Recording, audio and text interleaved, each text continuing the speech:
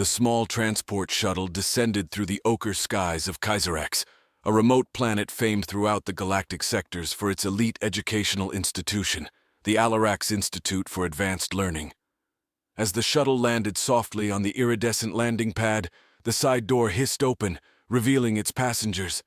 Among them was Emma Ventris, the first human to ever set foot on Kaiserax. Emma gazed around, her heart thumping with a mix of excitement and apprehension. The campus was nothing like the gray, utilitarian structures of Earth. Vibrant bioluminescent plants lined the walkways, and buildings shimmered with an organic architecture that seemed to pulse with life. Alien students of various shapes and sizes milled about, some floating, others skittering on multiple limbs, all turning their myriad eyes towards the newcomer. She adjusted her translator device snugly behind her ear as she stepped off the platform. The device was supposed to automatically translate any of the thousands of languages spoken in the galaxy into English and vice versa. She hoped it worked as advertised. First day. Emma's guide was a Zyborian named Tazal, whose appearance was a striking blend of avian and reptilian features. Tazal's voice chirped melodically through Emma's translator. "Welcome to Alarax Institute, Emma Ventris. I'm assigned to assist your integration into our diverse academic community." "Thank you, Tazal," Emma replied, trying to mimic the polite nod she saw other students performing. Their first stop was the registration building, a towering structure that seemed to be carved out of a giant crystal. Inside, Emma was registered with her biometrics and received her schedule. The classes ranged from quantum ethnology to advanced galactic politics, subjects she had only read about in her most daring dreams. As they walked through the campus, Emma noticed eyes lingering on her longer than she was comfortable with. It was clear that her presence was unusual, perhaps even unwelcome to some. "Why am I the only human here?" Emma asked Tazal as they sat on a bench made of living vines. Tazal tilted his head, his feathers ruffling in a shrug. "Humans are considered, how to say, somewhat primitive. It is rare for humans to reach out beyond their own star system, let alone join institutions like Alarax." Emma frowned. She knew humans were latecomers to the galactic community, but she hadn't realized how isolated they had remained. Unexpected challenges. The following days were a whirlwind of classes and new experiences. Emma quickly learned that academic standards at Alarax were incredibly high. Her classmates were geniuses by human standards, capable of processing complex information at astonishing speeds. Moreover, there were subtle nuances that no device could translate. Certain gestures, eye movements, and pheromonal cues were lost on her, leading to moments of unintentional rudeness or misunderstanding. Emma felt more alienated than she had anticipated, struggling to find her place among beings so different from herself. Turning point. However, everything changed one evening in the communal study hall. A group of students from a notoriously xenophobic planet started making loud, snide remarks about the primitive human in their midst. Emma's initial instinct was to shrink back into her shell, but then something unexpected happened. A few of her classmates, including a soft-spoken Galixian who communicated through colors radiating from its skin, and a towering, quiet Ithran who communicated with sign language, moved to sit around her. One by one, they challenged the bullies, defending Emma not just as a human, but as a fellow student of Alarax. Their solidarity was a revelation to Emma.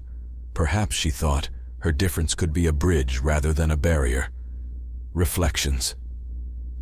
That night, back in her small dorm room, Emma recorded her thoughts in her diary. "Today, I felt a glimmer of hope," she wrote. "Maybe, just maybe, this strange, vast galaxy might one day feel like home."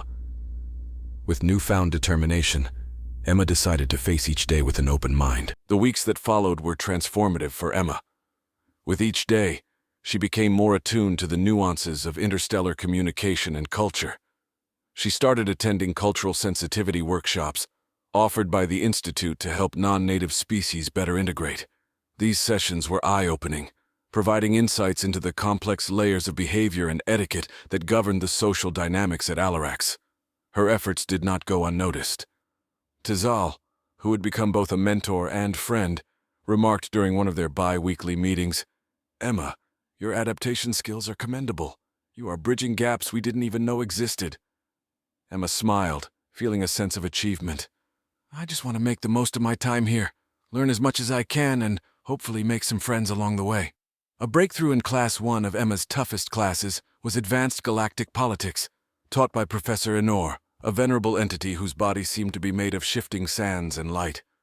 The subject matter was dense, involving complicated treaties and alliances that spanned the galaxy.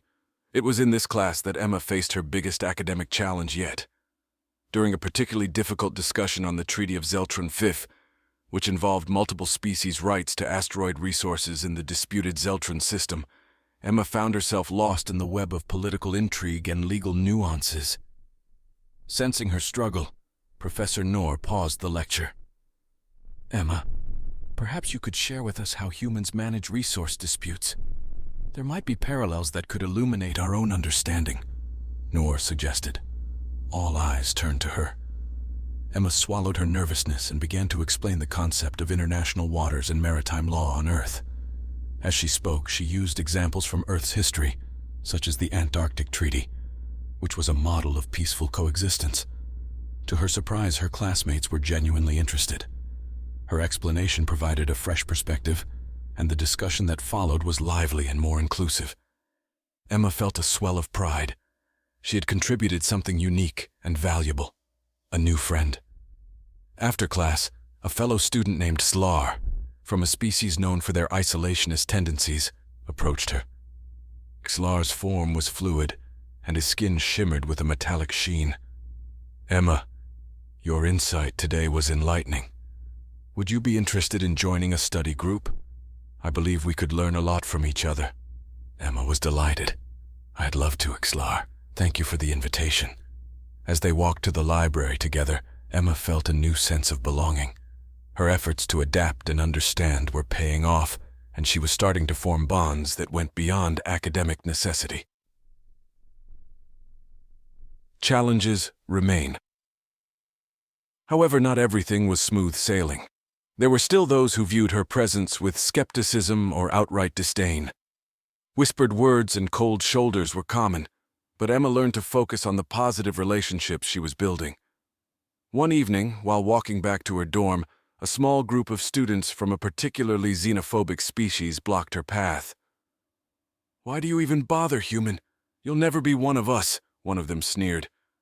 Emma stood her ground, her recent experiences giving her confidence. Maybe not, she replied calmly. But I can learn, and I can share what I learn. Isn't that what we're all here for? The group dispersed, muttering among themselves, leaving Emma alone.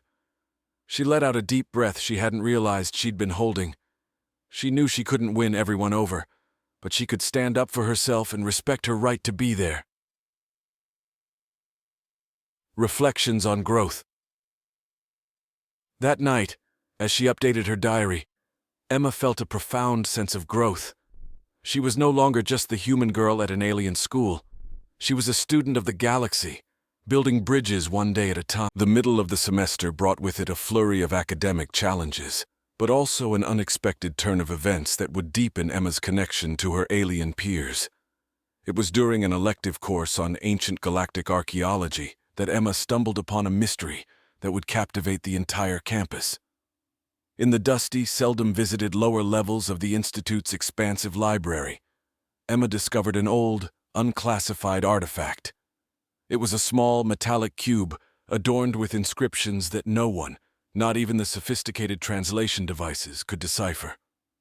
Intrigued, Emma brought the artifact to her professor, Dr. Helene, a renowned archaeologist with a shell-like exterior and a keen mind.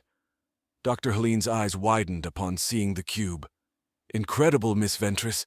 This appears to be a relic of the Atun civilization, a people who vanished before our recorded history began.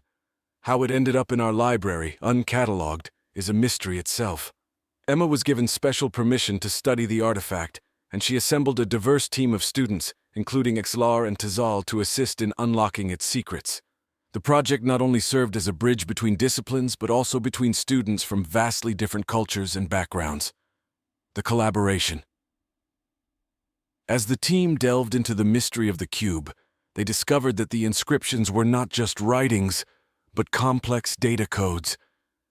Emma proposed using quantum decryption techniques, a method she had learned in one of her classes. The team worked tirelessly, their efforts guided by the shared excitement of discovery. One night, after weeks of fruitless attempts, the cube suddenly activated, projecting a holographic map of the galaxy as it was eons ago, highlighting several planets that were no longer part of known space. The room buzzed with awe and speculation. "It's a star map," Exlar whispered, his voice a mix of wonder and disbelief. "But these systems, they're not on any current map. They've been lost to time." The implications were profound. This discovery could lead to unknown planets, resources, and possibly even clues to the fate of the Atun civilization. The team, under Emma's initiative, presented their findings to the Institute's council, requesting a mission to explore these forgotten worlds. Facing the unknown. The council was initially hesitant.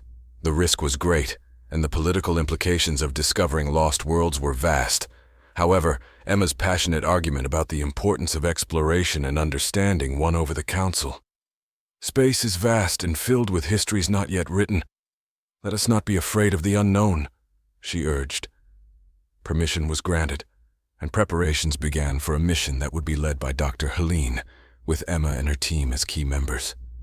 The news spread like wildfire across the campus, drawing attention from all corners of the galaxy. Emma found herself at the center of a whirlwind of media attention, her face appearing on hollow screens and news feeds across multiple worlds. The eve of departure.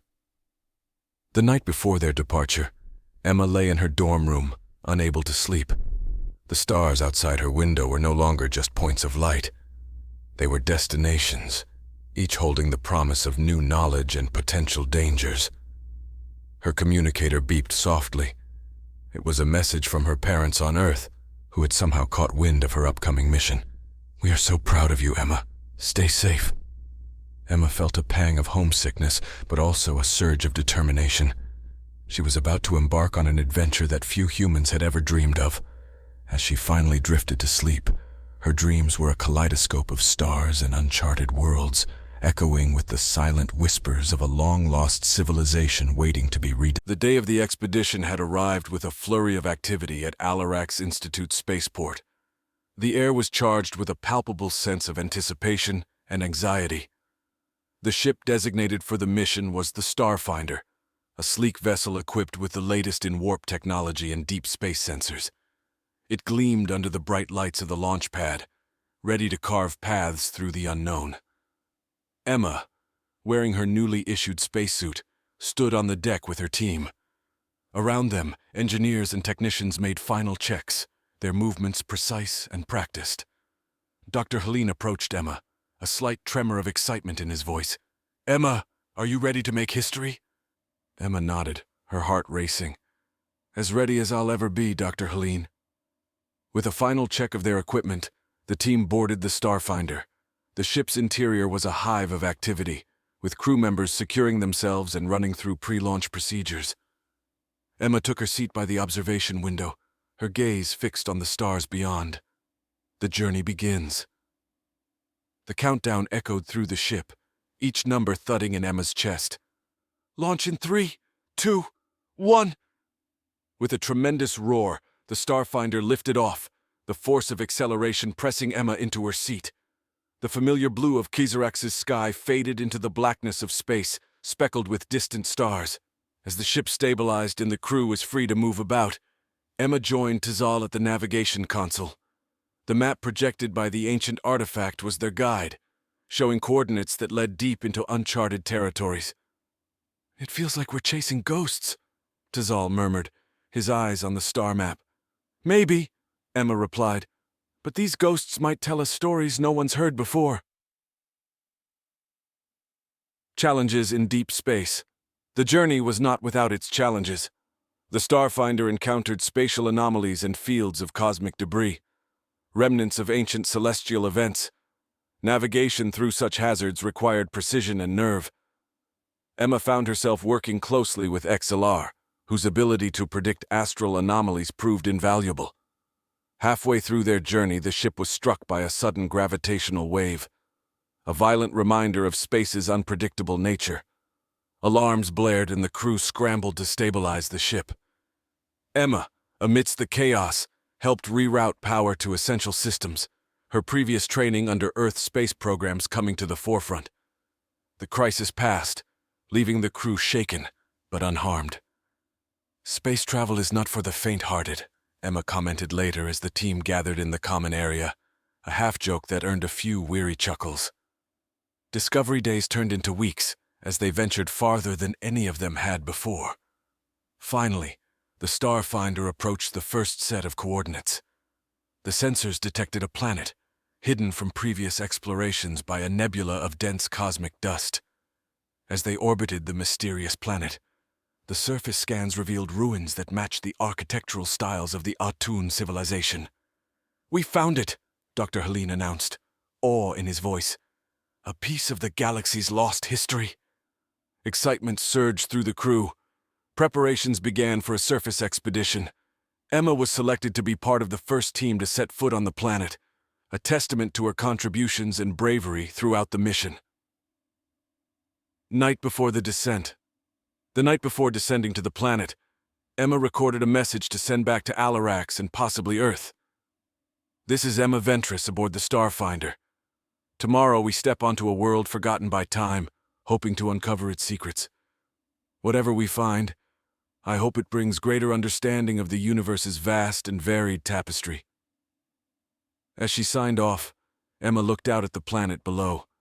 Her reflection in the window merged with the alien landscape, a symbol of the boundaries she was about to cross. Tomorrow, she would walk on an ancient world, touching stones that had not felt warmth in millennia. Sleep was elusive as excitement and nerves danced through her mind. Emma knew that no matter what awaited them below, the journey, her journey, had already changed her forever. The morning dawned with a hushed sense of expectation. Emma suited up, her heart pounding with anticipation. She joined her team in the Starfinder's deployment bay, where the shuttle that would take them to the planet's surface awaited. Dr. Helene briefed them one last time. "Remember, we are not just explorers but also guests in a place long silent. Let's show the respect it deserves." His words echoed in the chamber, reminding them of the gravity of their mission.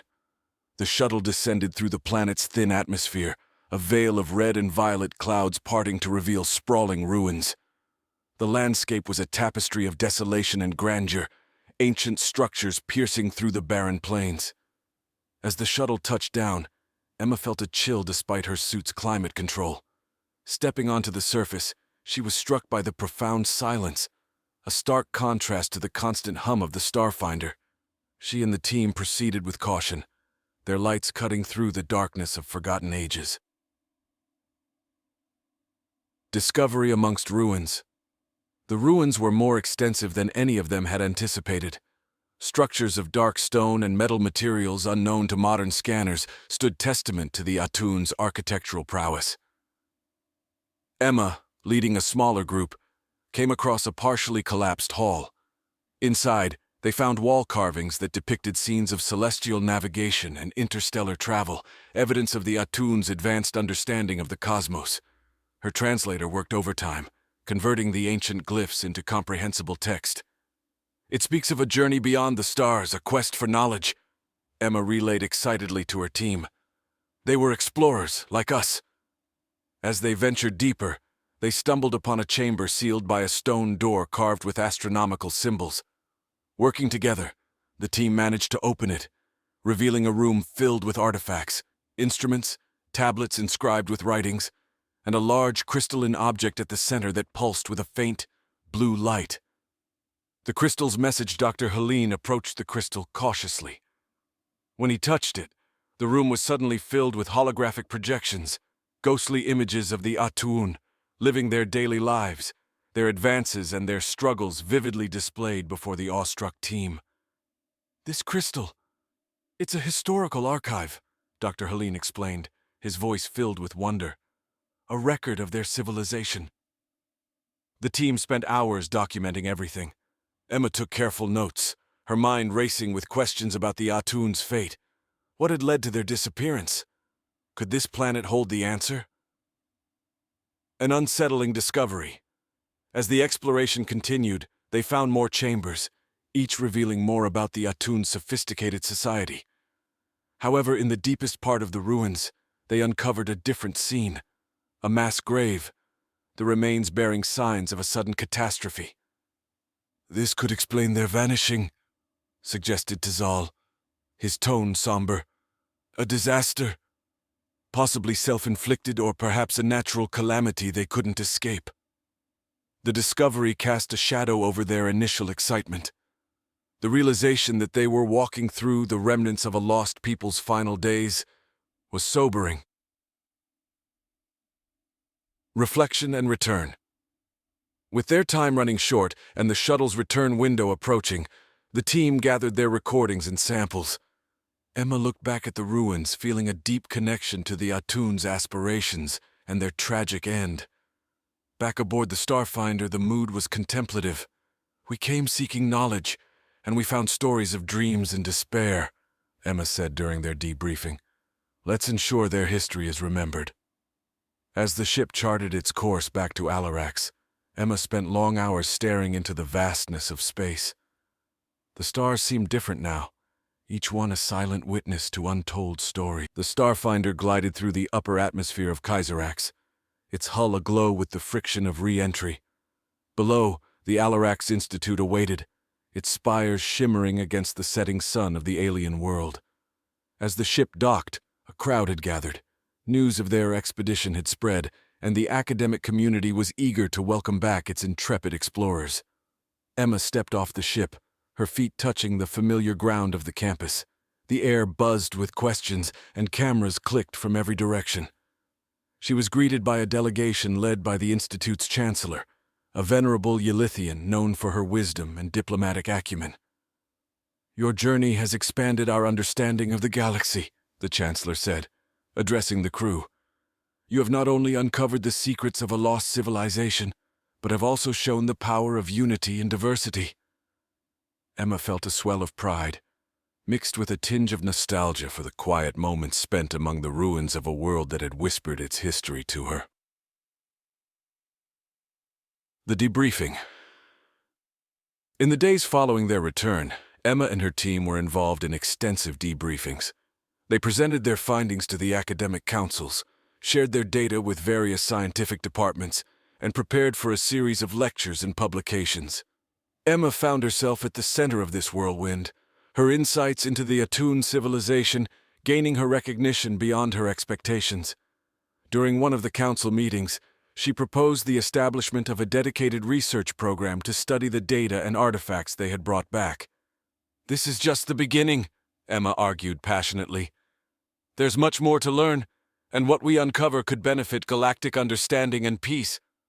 Her proposal was met with enthusiastic approval, and the Atun Research Initiative was born, with Emma appointed as one of the lead researchers. Personal reflections. As the initial excitement settled, Emma found quiet moments to reflect on her journey. In her dorm, surrounded by her notes and the personal artifacts she had collected from the expedition, she recorded her thoughts in her diary. "We ventured into the unknown, driven by curiosity and guided by the hope of discovery. We returned with more than just artifacts. We brought back stories of a people who, though long gone, taught us about resilience, the pursuit of knowledge, and the stark reminders of our own vulnerabilities." She pondered her future, realizing that her path had irrevocably changed. She was no longer just a student from Earth. She was a scholar of the galaxy, a bridge between worlds and cultures. Looking forward. One evening, Emma was invited to speak at a symposium focused on interstellar exploration and its implications for galactic peace. Standing before an audience of some of the brightest minds in the galaxy, Emma shared her vision. Exploration is more than discovering new worlds and ancient ruins. It's about understanding the fragile threads that connect all beings. It's about building bridges between past and future, between despair and hope. Her speech was met with roaring applause, her words resonating with many who saw her not just as a human, but as a visionary for a united galactic community. The next chapter. As the academic year drew to a close, Emma received offers from several prestigious institutions and organizations to join their research teams. However, she chose to remain at Alarax, dedicated to leading the Atuun Research Initiative and fostering new exploratory missions. Walking through the campus one starlit evening, Emma looked up at the stars, each one a silent sentinel of infinite stories. With a sense of content,